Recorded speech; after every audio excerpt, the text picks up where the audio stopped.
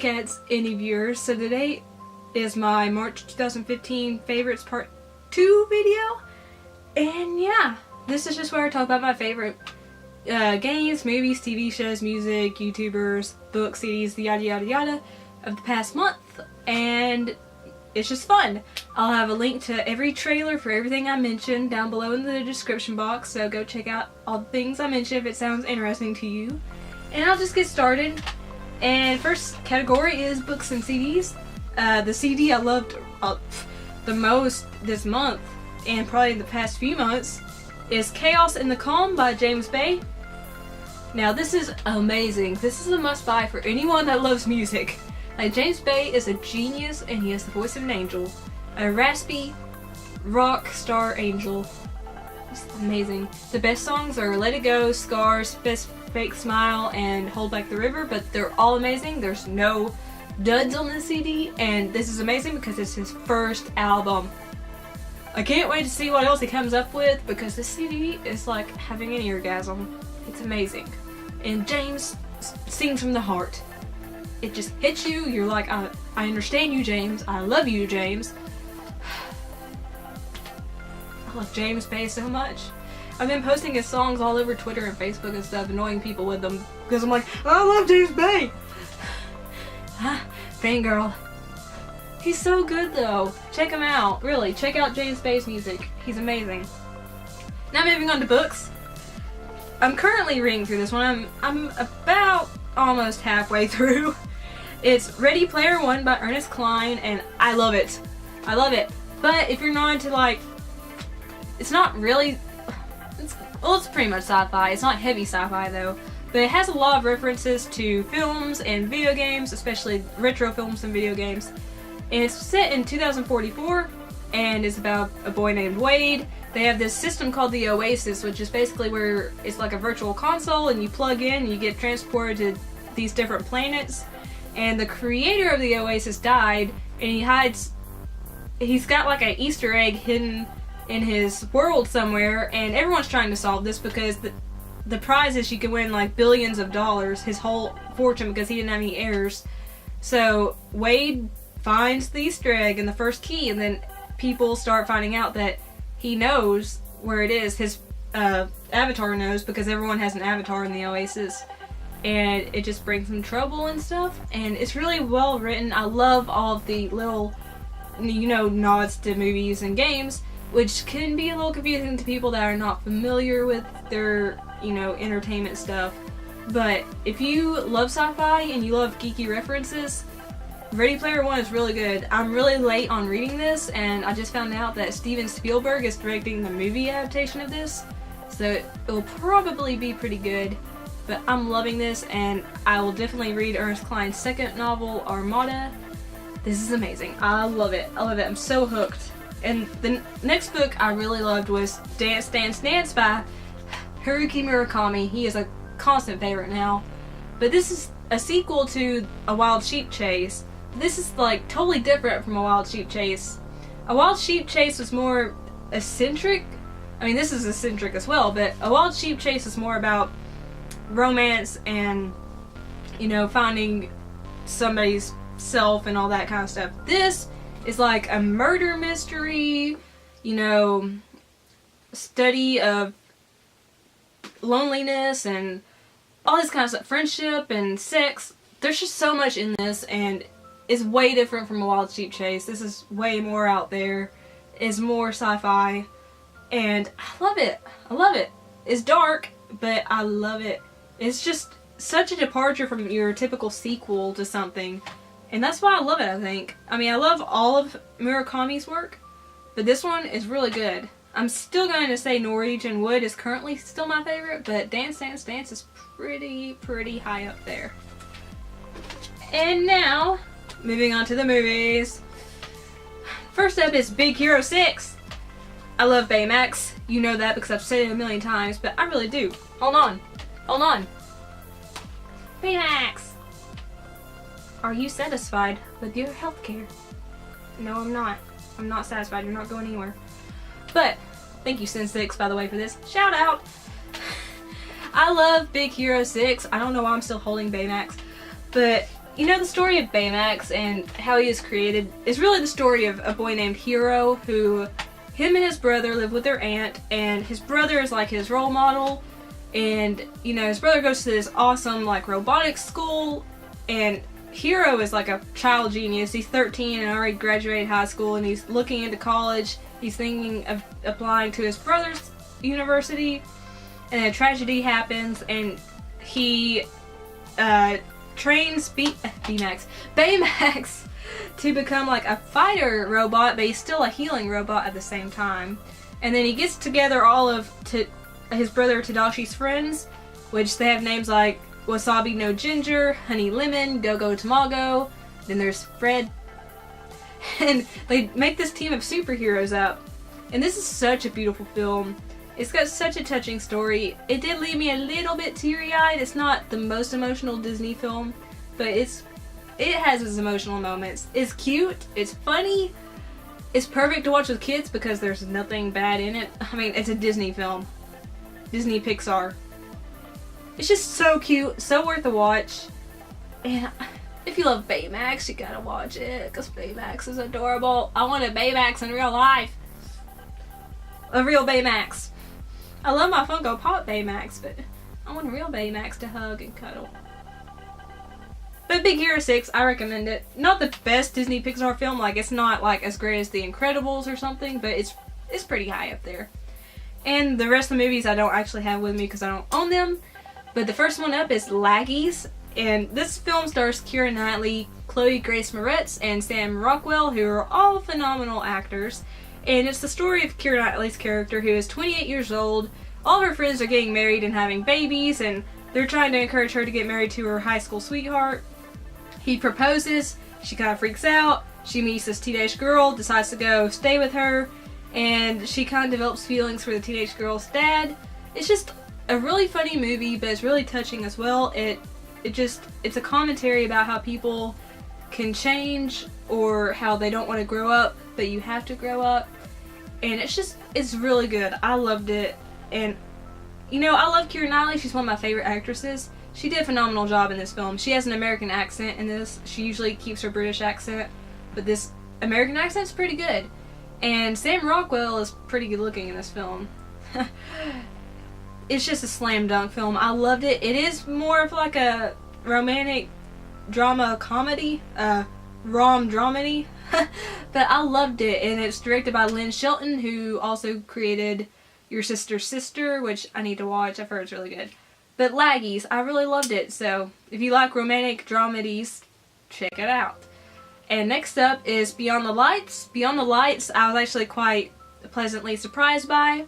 It's about this singer named Noni, who she's a massive pop star, and her mother is her manager, and her mother is driving her to keep doing all this risque stuff. Noni's not into it. She just wants to have a calmer, quieter life.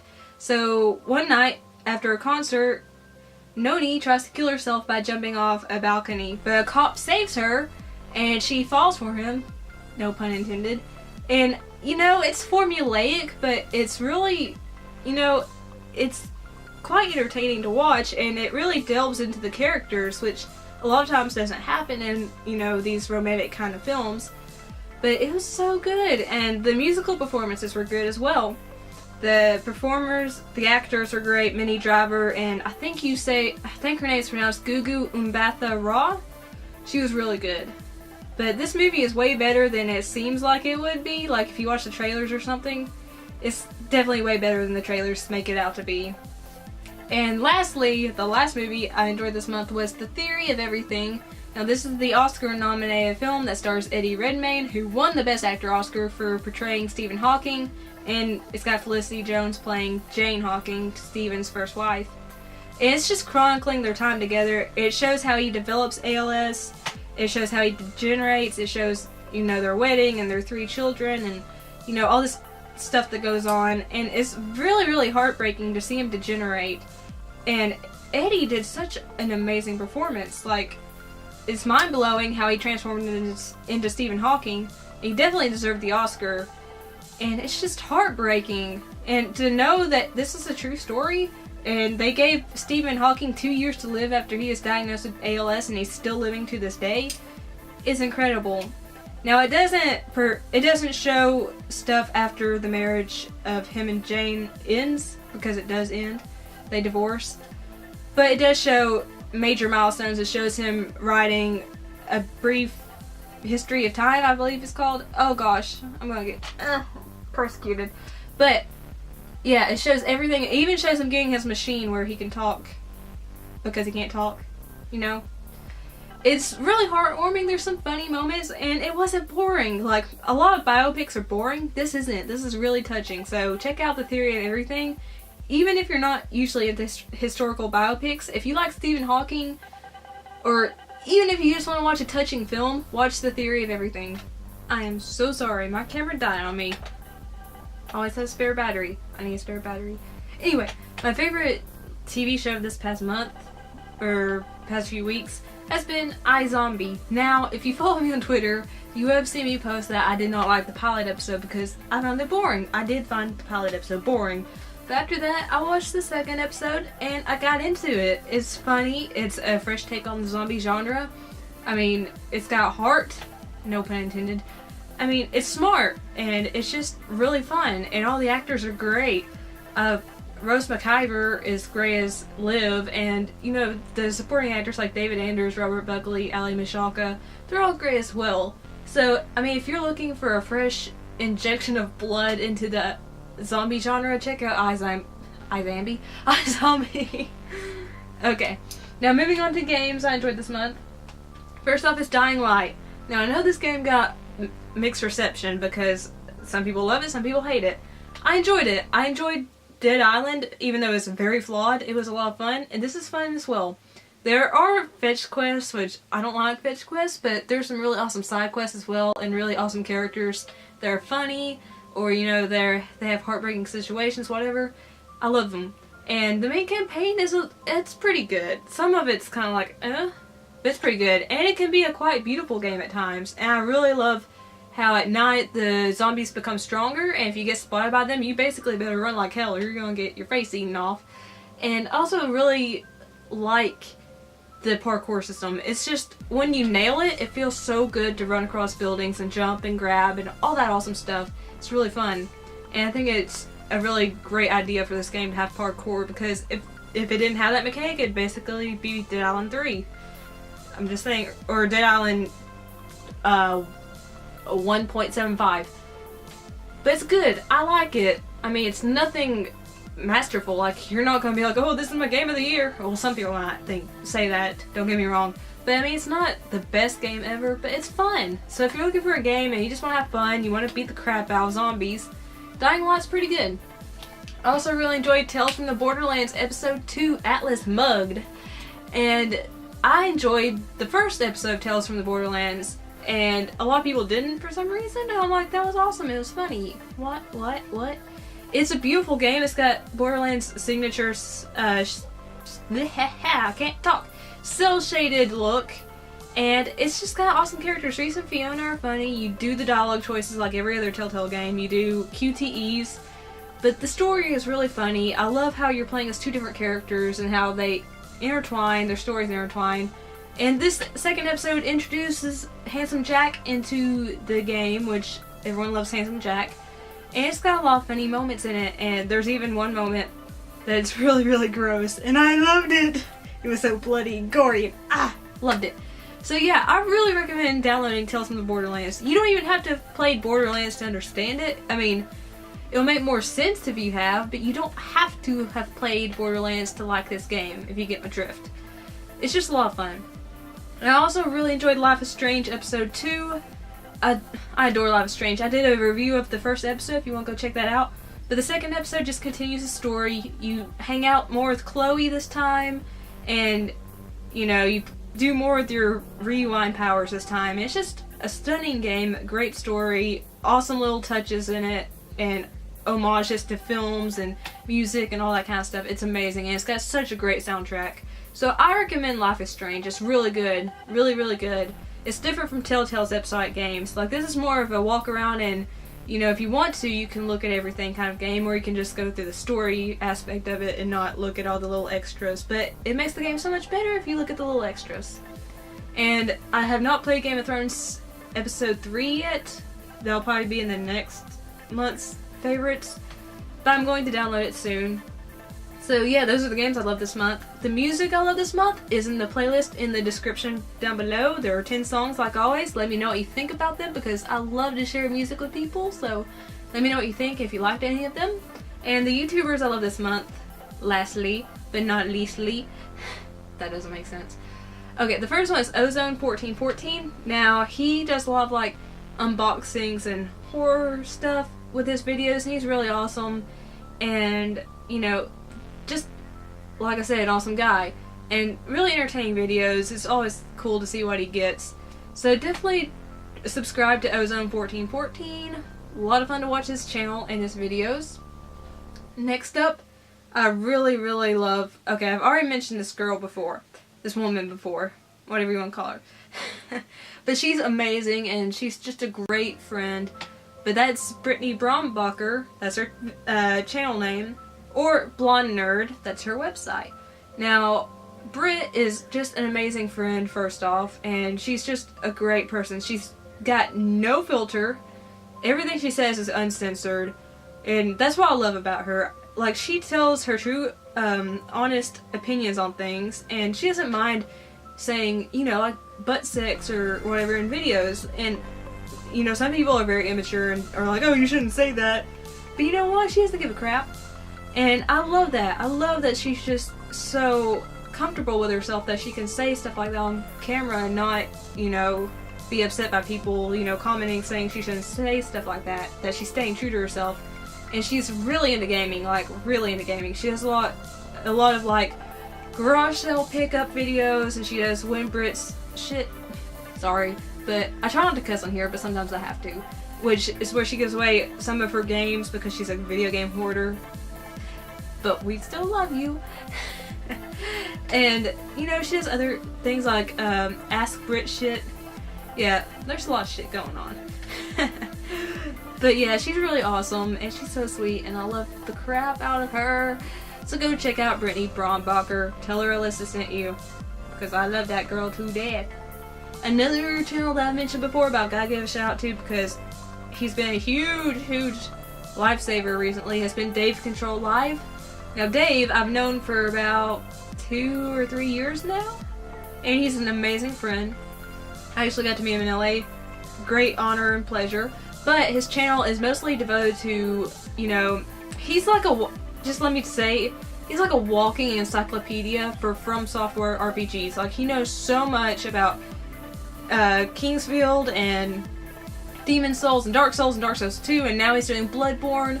So if you're interested in those games, definitely check out his channel because he does lore videos, let's plays, you know, and some other kinds of videos. But I'm really loving his Bloodborne LP right now. It's hilarious. If you have my sense of humor. And there's this one video, okay, it's scarred me for life because I think about it every day now, but it's fantastic, like the best video he's ever done. It's called Buttborn. Yeah, Buttborn. Check it out. You'll hate me for it, but check it out because it's fantastic. It's like one of my favorite videos ever, even though it scarred me for life. But yeah, watching Dave's videos has really been helpful lately because I have had some stressful moments, and he's just got like a soothing voice. And if you're watching this, Dave, I know this sounds creepy, I'm sorry, but he's got a soothing voice. He's a lot of fun to watch, and he's so knowledgeable that it's just like, wow, like, you know so much about these games. He's so passionate about these games. Like, he platinumed Dark Souls, I'm pretty sure Dark Souls 2, and I'm sure he platinumed Demon's Souls. Like, the guy is obsessed. Like, this obsessed, like, so obsessed it doesn't fit into the camera frame. But he's awesome. So check out his channel, and of course tell him Alyssa sent you because, you know, we gotta spread the Alycat love and stuff. And finally, the last channel I have to look because I'm stupid and didn't remember, Dog in My Lens. Now Dog in My Lens, I really love her channel, and she's a great woman. She's really nice and friendly, and Dog in My Lens is mostly like, she mostly plays like the 3DS. But she does really awesome videos, like she'll do 3DS. She'll do like unboxing videos, and she'll do lists and collection videos and just a lot of amazing stuff, and she's so friendly, like I said before, and she's got an amazing collection. So check out Dog in My Lens because she's just so much fun to watch and such a sweetheart. So those are my favorites this month. Let me know what yours have been, and like always, if you liked the video, please leave a like. Let me know down below what your favorites were, like I said. Favorites so your friends and family can see. Share me as long as you do it nicely. And remember to subscribe and join the Alycat army so we can have lots of fun and be friendsies and all that kind of stuff. And because it's expected of me now, and the haters gonna hey. There you go.